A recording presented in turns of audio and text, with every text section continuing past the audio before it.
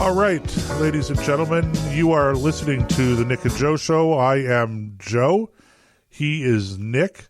And I am sitting in the studio here in Ottawa, Canada's national capital, in the Think Radio Broadcast Center. Nick is out on the farm tonight, and we're not social distancing. He just happened to be out there, and we've been testing out this new system, and it seems to be working really, really, really well. Welcome to segment number 3 of this week's show. If you're listening to us on the podcast, it should be, I believe, Monday morning. And we've been talking in the last couple of segments about government overreach and talk about canceling Halloween and talking a little bit about communist China and et cetera. But I think, Nick, it's about time we get back into the whole question of our own, domestic policy and what's happening. And I know you've got a bit of a bee in your bonnet, as it were. Oh, man. You have no idea. First of all, whether we believe it or not, whether you believe in the pandemic, there is an economic crisis going on. And Canada's debt is now approaching $1.5 trillion. Okay, well, the government says, how am I going to deal with that? Well, according to Mark Bonakoski in today's Toronto Sun, today or October 12th, whatever it is, 2 days ago, okay, he has this headline which grabbed my attention. How's another gas tax of 69 cents per litre sound? 69 cents, okay? So let me share with the listener just a little bit out of the story here. While Canadians are tucking into their Thanksgiving feast, leaving dear old Grandma and Grandpa in pandemic lockup with their favorite TV dinners, Prime Minister Justin Trudeau is again thinking green. This is never good news. According to the Parliamentary Budget Office, if the Trudeau Liberals hope to achieve their Paris targets beginning in 2023 through 2030, it will mean an extra tax of 40 cents per litre on propane, 57 cents per cubic meter on natural gas, 69 cents per litre on gasoline, and 75 cents per litre of aviation fuel, and 80 cents more on diesel fuel. These are hard taxes tagged on top of taxation that already exists. Gasoline, for example, already has a federal green tax of 12 cents, would now open with 81 cents per litre in taxation before a single drop of gasoline was poured. Heating one's home would require a bank robbery, but there'd likely be a queue of bandits already at the bank. And he goes on, but the point is, if you want anything transported, if you want to travel, if you have a car you need to get to work with, if you heat your home with propane, all of it is going to be exorbitantly expensive for no other reason than the ongoing, never-ending, mindless rush to meet impossible targets they knew they couldn't meet the day they signed them. Now, the thing is, Mark's saying, if they want to. Well, you show me a green program that the government didn't want to implement. They have a minister dedicated to it. So, I'm sorry, this stuff, we can't afford this. We're in the middle. How is anybody supposed to be able to make a living if everything you go to the grocery store and buy has to now come on? Because unless they have invented teleportation, if you go to your grocery store and you want to buy, let's say, milk and bread and eggs, all of it coming on the back of a truck, you have to account for that 80 cents more for diesel per liter. So in other words, if a truck gets, let's say, 7 or 8 miles to the gallon, you just added a whopping chunk on top of whatever it is it cost to run that truck from the dairy, from the chicken farm, and from the eggs, milk, and bread from the bakery. All these different places that make it. Whatever it costs, you just added a huge price to that, and somebody's going to have to pay it. And guess who that is? That's you, and that's me. The end and consumer. On top of that, we're already suffering because there's commodities we just can't get. I'm building a shed here on the farm, and you know what I'm having a real hard time finding? 5-inch nails. My buddy of mine, we're going fishing this weekend for the last, fling of the summer, trying to grab some big smallmouth bass. And he was saying he pulled into one of these big chains, a Cabela-like place, and they only had a handful of fish finders, and he wanted to buy one. Well, the one he wanted wasn't in stock because they haven't been able to get it, so he had to buy a different one. It's probably coming from China. Well, wherever it's coming from, we can't get them. And a lot of it has to do with the fact we have this pandemic. People have been panic buying for so long. And look at when you talk about building materials, the cost of wood, the cost of nails, the cost of anything to do with construction has gone through the roof. Because people have been at home doing all these renovations and using up years' worth of supplies that have been stockpiled in Home Hardware and Rona and all these different places. That's all gone or has had a huge dent, and now they've got to make it up. So so you add that to the price of transportation. Okay, whether it be, or if you want, let's say you have a death in the family, and you have to fly to, I don't know, let's pick Edmonton. Okay, you've got maybe your mom or dad lives in Edmonton, or you've got a close relative that passes away, and you want to attend the funeral. How much is an airplane ticket cost now at 70, 75 cents on top of every liter of jet fuel that they burn? On top of that, what's your ticket going to look like? Can you even afford to go?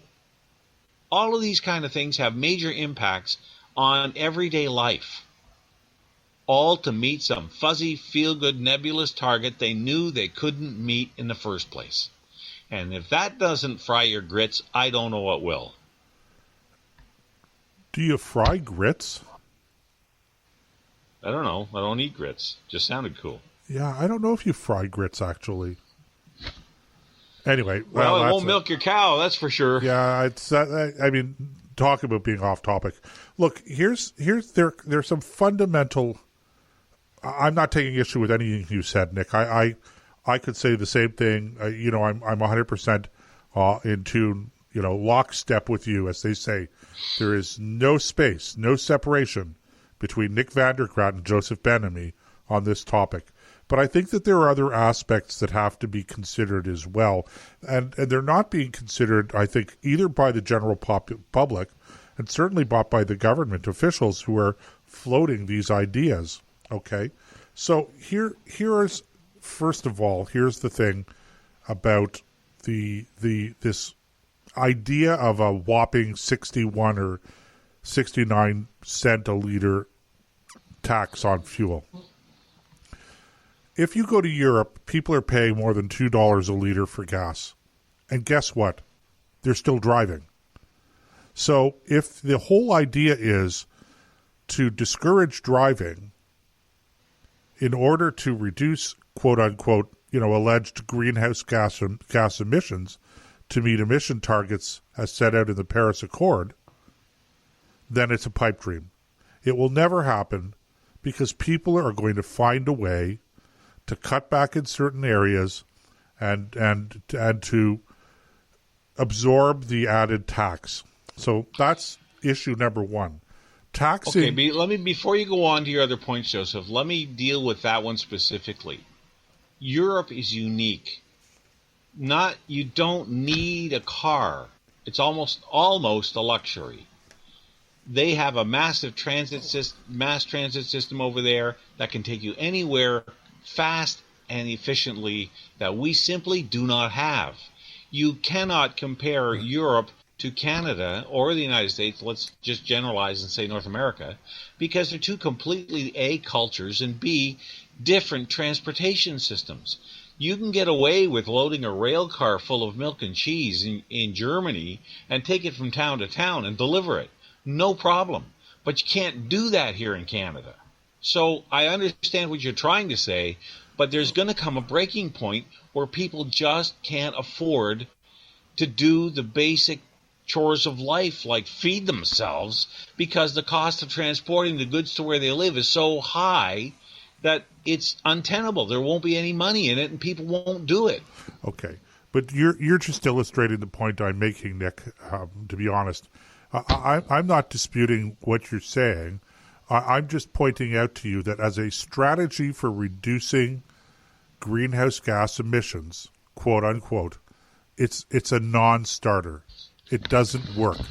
Because while you may reduce to a certain degree the output of these emissions by people not driving or not using public or whatever the transportation system is because they can't afford it, and that's the whole point of it, is to make it unaffordable, okay, then you might reduce it, but you're not going to eliminate it altogether.